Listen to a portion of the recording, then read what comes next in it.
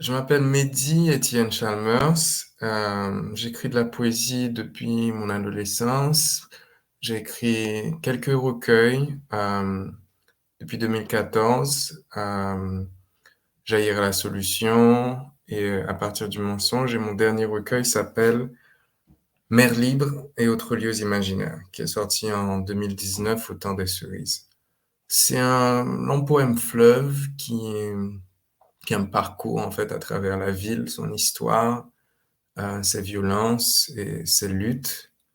D'autant plus pendant la période où je l'écrivais, ces luttes étaient extrêmement prégnantes.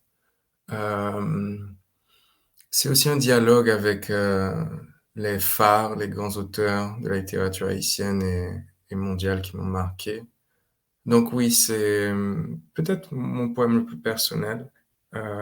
C'est un poème en plusieurs mouvements, en plusieurs chants avec différentes voix qui traversent le pays, différents animaux, différents esprits qui parlent à travers le poète et qui parlent avec le poète. Mais sinon, oui, c'est mon troisième recueil en français. Mes deux premiers recueils en créole sont supposés sortir en fin de l'année, là. C'est Quatre points cardinaux que j'ai écrit avec un grand ami qui est un poète extrêmement talentueux, qui a vraiment déjà laissé sa marque dans la littérature haïtienne, qui s'appelle Inema Jeudi. Et recueil, ça a les Quatre points cardinaux, donc en créole. Et l'autre, c'est une anthologie personnelle de textes en créole de moi, que de moi cette fois, qui s'appelle Joubaré.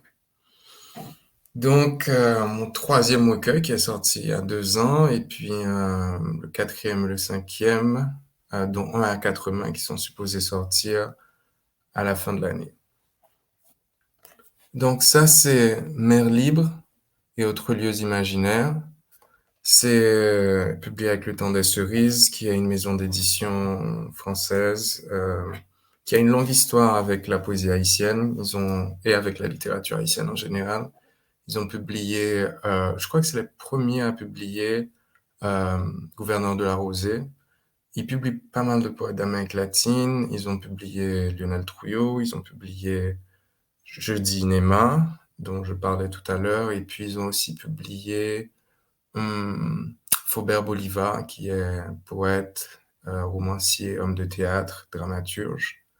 Donc oui, c'était extrêmement agréable d'être dans un catalogue aussi admirable. Pour moi, en tout cas, c'est des écrivains que j'aime.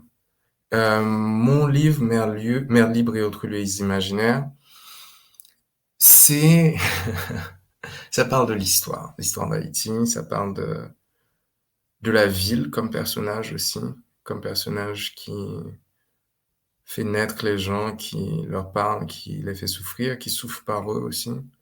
Et c'est un cheminement dans ces obscurités, dans ces recoins, et puis sa forme qui a changé depuis l'enfance, et ses monstruosités aussi, et puis ses recoins de liberté et de beauté.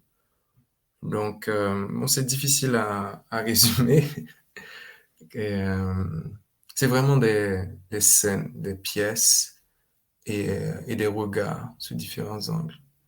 Donc, dans Mer libre et autres lieux imaginaires, je voulais vraiment explorer une certaine polyphonie, une diversité des voix, que je pense qui est dans la tradition de la littérature haïtienne depuis, bon, l'exemple le plus frappant, ce serait euh, Mon pays que voici, mais ce serait aussi euh, certains textes,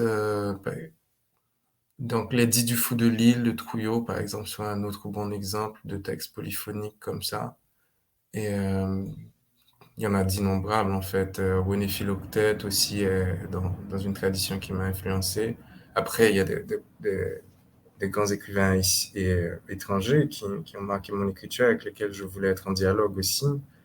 Je pas la peine de tous les citer, mais évidemment, quand on veut écrire de la littérature, de la poésie, où on essaie de mélanger un lyrique intime avec quelque chose qui est de l'ordre de l'épique, quelque chose qui est de l'ordre de la voix commune, de la voix collective, Il y a des textes qui viennent en tête, qui sont incontournables, qui sont des obsessions, je pense, pour n'importe quel écrivain latino-américain, Césaire, Neruda, et puis pour les voix françaises, probablement euh, Maldoror d'Isidore Ducasse.